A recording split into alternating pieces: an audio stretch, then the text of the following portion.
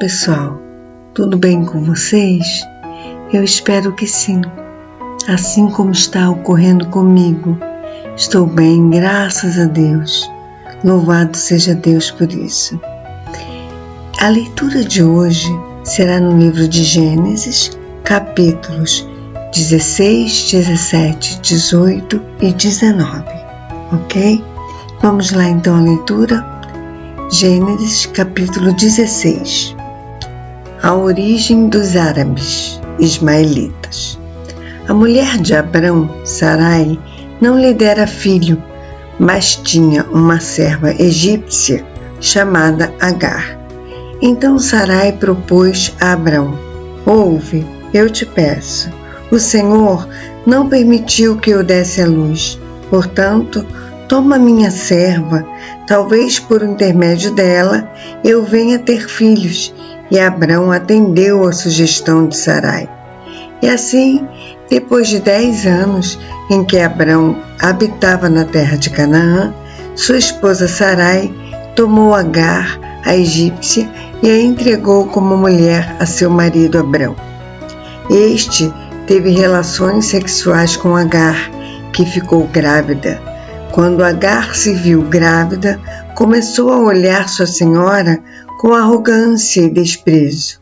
Então Sarai queixou-se a Abrão: tu és responsável pela injúria que me está sendo feita.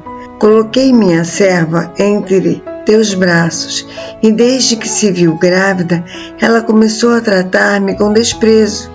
Que o Senhor faça cair sobre ti a afronta que venho sofrendo. Mas Abrão ponderou: pois bem, tua serva está em tuas mãos. Faze-lhe como melhor te parecer. A partir desse momento, Sarai passou a maltratar sua serva, de tal maneira que Agar fugiu. Contudo, o anjo do Senhor encontrou Agar perto de uma fonte no deserto, no caminho de Sur, e indagou-lhe: Agar, serva de Sarai, de onde vens e para onde vais? Ao que ela declarou: fujo da presença de minha senhora Sarai. Então o anjo do Senhor orientou-a: volta para tua senhora e sê-lhe submissa. O anjo do Senhor lhe prometeu: eu multiplicarei grandemente a tua descendência, de tal maneira que não será possível contá-la.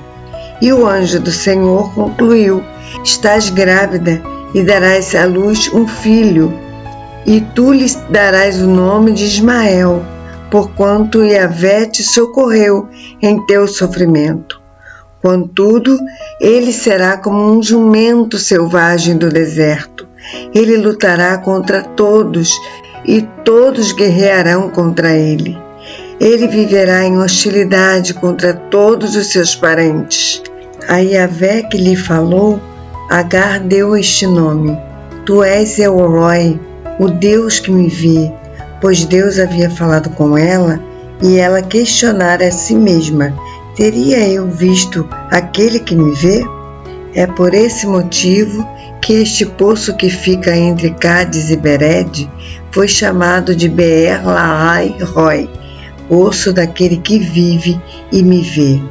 Agar deu à luz um filho de Abrão, e este deu ao menino o nome de Ismael. Abrão tinha 86 anos quando Agar o fez pai de Ismael. Gênesis capítulo 17. A circuncisão, sinal da aliança. Quando Abrão completou 99 anos, o Senhor lhe apareceu e declarou: eu sou El Shaddai, Deus Todo-Poderoso. Anda na minha presença e sê íntegro. Eis que estabeleço a minha aliança entre mim e ti, e multiplicarei grandemente a tua descendência. Então Abrão prostrou-se, rosto em terra, e Deus lhe prometeu: quanto a mim, eis a minha aliança contigo. Serás pai de uma multidão de nações, e não mais te chamarás Abrão, mas doravante teu nome será Abraão, pois eu te faço pai de muitas nações. Eu te tornarei extremamente fecundo, De ti farei nações, e reis sairão de ti. Estabelecerei minha aliança entre mim e ti, e teus futuros descendentes, de geração em geração, uma aliança perpétua, para ser o teu Deus e o Deus de tua raça depois de ti. A ti e à tua descendência depois de ti, darei a terra que hoje habitas, como estrangeiro, toda a terra de Canaã, em possessão eterna, e eu serei o vosso Deus. Declarou também Deus a Abraão: quanto a ti, obedecerás à minha aliança, tu e todos os teus descendentes, de geração em geração. E eis a minha aliança contigo e com toda a tua descendência futura, aliança que deverá ser guardada de geração em geração. Todos os do sexo masculino entre vós deverão ser circuncidados na carne. Farei circuncidar a carne de vosso prepúcio, e essa será a marca da aliança entre mim e vós. De tua geração em diante, todos os meninos, ao completarem 8 dias de vida, terão de passar ao fio da circuncisão, tanto os nascidos em tua casa, quanto os escravos, e os que forem comprados por dinheiro a algum estrangeiro e que não pertençam à tua raça. Sejam nascidos em tua casa, sejam comprados, todos terão de ser circuncidados. Minha aliança, marcada em vossos corpos, será uma aliança perpétua, porquanto qualquer do sexo masculino cuja carne do prepúcio não tiver sido cortada, mantendo-se incircunciso, será eliminado. Do meio do seu povo, ele rompeu a minha aliança. E determinou Deus a Abraão: a tua mulher Sarai, não mais a chamarás de Sarai, mas seu nome passa a ser Sara, e eu o abençoarei, e também por intermédio dela te darei um filho. Em verdade, eu a abençoarei, e dela procederão muitas nações e grandes reis. Abraão ajoelhou-se, encostou seu rosto no chão e começou a sorrir ao pensar assim: por acaso um homem de 100 anos pode ser pai? E será que Sara, com seus 90 anos, poderá conceber e dar à luz um filho? Então Abraão sugeriu a Deus: concede, pois, ó Senhor, que Ismael seja abençoado e se torne meu herdeiro. Ao que Deus lhe contestou: o que eu disse foi que Sara, tua esposa, lhe dará um filho, e tu lhe darás o nome de Isaque. Eu manterei a minha aliança com ele e com todos os seus descendentes para sempre. Entretanto, também compreendi o teu pedido a respeito de Ismael, e eu o abençoarei, e lhe darei muitos filhos e uma multidão de descendentes. Ele será pai de 12 príncipes, e eu farei que os descendentes dele sejam uma grande nação. Todavia, a minha aliança eu manterei com Isaque, teu filho, que Sara dará à luz nesta mesma época, no ano que vem. Assim que terminou de falar com Abraão, Deus subiu e retirou-se da presença dele. Naquele mesmo dia, Abraão tomou seu filho Ismael, todos os nascidos em sua casa e os que foram comprados, todos do sexo masculino de sua casa, e os circuncidou, como Deus lhe ordenara. Abraão tinha exatamente 99 anos de idade quando foi circuncidado, e seu filho Ismael tinha 13 anos. Abraão e seu filho foram circuncidados naquele mesmo dia. Juntamente com Abraão foram circuncidados todos os homens de sua casa, tanto os nascidos em casa como os comprados de estrangeiros. Gênesis capítulo 18. Isaque, o filho da promessa. O Senhor apareceu a Abraão no bosque sagrado dos carvalhais de Manre, quando ele estava sentado à entrada de sua tenda, na hora mais quente do dia. Abraão ergueu os olhos e observou 3 homens em pé, a pouca distância. Assim que os viu, saiu da entrada de sua tenda, correu ao encontro deles e prostrou-se, encostando seu rosto no chão. Então declarou Abraão: Meu Senhor, se encontrei graça a teus olhos, não passes pelo teu servo sem te deteres por algum tempo. Traga-se um pouco de água, lavai os pés e repousai debaixo desta árvore. Também trarei um bocado de pão, refazei as vossas forças, visto que chegastes até vosso servo. Depois seguireis vossa jornada. Ao que eles responderam: Assim seja, faze como disseste. Abraão dirigiu-se apressadamente para sua tenda e pediu a Sara: Toma depressa 3 medidas da melhor farinha e amassa e prepara 3 pães. Em seguida, correu ao rebanho e escolheu o melhor e mais tenro vitelo e o deu a um servo, que se apressou em prepará-lo. Tomou igualmente coalhada, leite e o vitelo que preparara e colocou tudo diante dos visitantes. Entretanto, permaneceu de pé junto deles, sob a árvore, observando-os enquanto comiam. Os hóspedes lhe indagaram: Onde está Sara, tua esposa?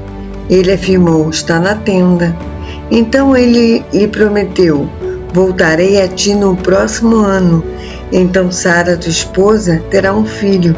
Sara escutava a conversa na entrada da tenda, atrás dele. Ora, Abraão e Sara já eram idosos, com idade muito avançada, e em Sara o ciclo mensal das mulheres já havia cessado.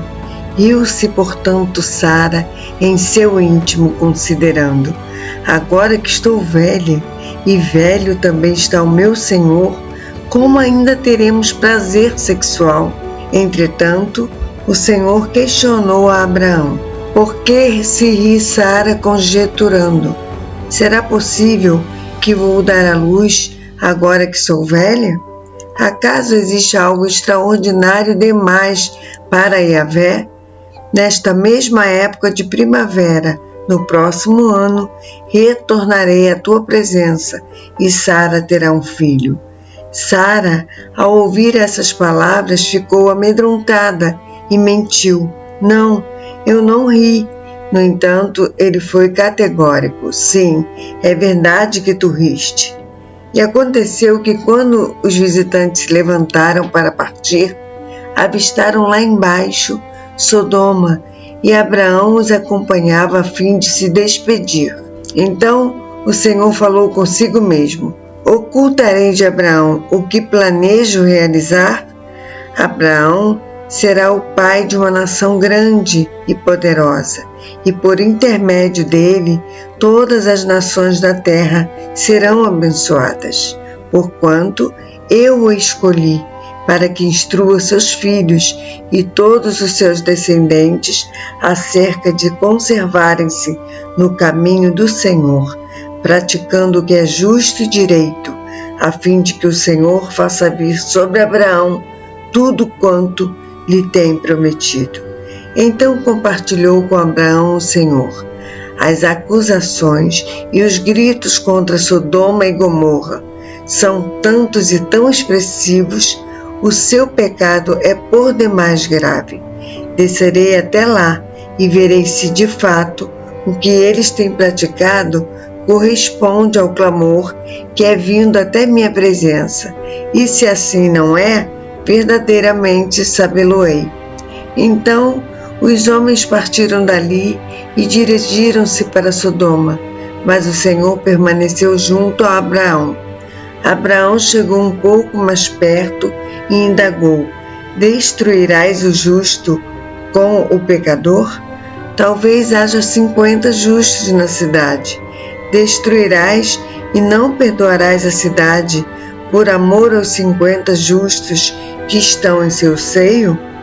Longe de ti cometer esta atrocidade, fazer morrer o justo com o pecador, de modo que o justo seja tratado como pecador. Longe de ti, não fará justiça o juiz de toda a terra?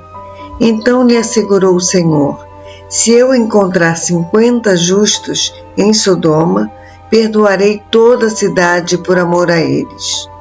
Argumentou Abraão: eu me atrevo a falar ao meu Senhor, eu que sou poeira e cinza. Contudo, é possível que faltem 5 para completarem os 50 justos. Por causa de 5 pessoas, destruirás toda a cidade? Ele replicou: não, se eu encontrar 45 justos. Abraão retomou ainda a palavra e ponderou: mas talvez só existam 40 justos. Ao que ele lhe garantiu: eu não o farei por causa dos 40. Propôs Abraão: que meu senhor não se irrite e que eu possa falar. Provavelmente ali se encontrem 30. Ele asseverou: eu não farei se ali encontrar 30. Prosseguiu Abraão: agora que já fui tão ousado, falando ao Senhor, pergunto: e se apenas 20 justos forem encontrados na cidade? Ele respondeu: por amor aos 20 justos, não a destruirei. Então Abraão insistiu: não te ires, Senhor, mas permite-me falar só mais uma vez. E se apenas 10 forem encontrados? Ele afirmou: por amor aos 10 justos, não a destruirei. Tendo acabado de falar com Abraão, o Senhor partiu e Abraão retornou para seu lugar. Gênesis capítulo 19. Sodoma e Gomorra são destruídas. A noite estava caindo quando os 2 anjos chegaram a Sodoma. Ló estava sentado à porta da cidade. Logo que os viu, Ló se levantou ao seu encontro e prostrou-se com a face por terra. E suplicou: eu vos peço, meus senhores, descei à casa de vosso servo, para aí passardes a noite e lavardes os pés. De manhã retomareis vosso caminho. Contudo, eles contestaram: não, nós passaremos a noite na praça. Todavia, Ló insistiu tanto que eles aceitaram o veemente convite e seguiram com ele para a sua casa e entraram. Ló preparou-lhes uma refeição, fez questão de que se alimentassem de pães asmos e eles comeram. Eles não tinham ainda deitado quando a casa foi cercada pelos homens da cidade. Os homens de Sodoma, desde jovens até velhos, todo o povo, sem exceção, chamaram Ló e lhe ordenaram: onde estão os homens que vieram para a tua casa esta noite? Traze-os aqui fora, para que tenhamos relações sexuais com eles. Então Ló saiu para conversar com aqueles homens. Fechou bem a porta atrás de si e rogou-lhes: por favor, meus amigos, não cometais essa perversidade. Ouvi, tenho 2 filhas que ainda são virgens. Eu vos trarei. Fazei-lhes o que bem vos parecer, mas a estes homens nada façais, porque se encontram sob a proteção do meu teto. Retira-te daí, esbravejaram eles, e alegavam furiosamente: este homem é um simples estrangeiro, veio morar entre nós e já pretende ser juiz em tudo? A ti, pois, faremos ainda pior do que a eles. Em seguida, empurraram Ló com violência e avançaram para arrombar a porta. Nesse instante, os 2 visitantes agarraram Ló, puxaram-no para dentro da casa e fecharam a porta. Em seguida, feriram de cegueira todos os homens, tanto os moços como os idosos que estavam do lado de fora, e eles não conseguiram sequer encontrar mais a porta da casa. Então os 2 homens perguntaram a Ló: ainda tens mais alguém dos teus na cidade? Genros, filhos e filhas, ou qualquer outro parente? Faze-os sair daqui depressa, porque estamos para destruir completamente este lugar. O clamor que sobe constantemente ao Senhor contra esse povo é tão grande e maligno que ele nos enviou para destruir a cidade. Então Ló correu e foi falar com os homens que iam se casar com suas filhas, e ele os instava: levantai-vos, saí deste lugar, porque o Senhor destruirá toda a cidade. Todavia eles pensaram que ele estivesse apenas brincando.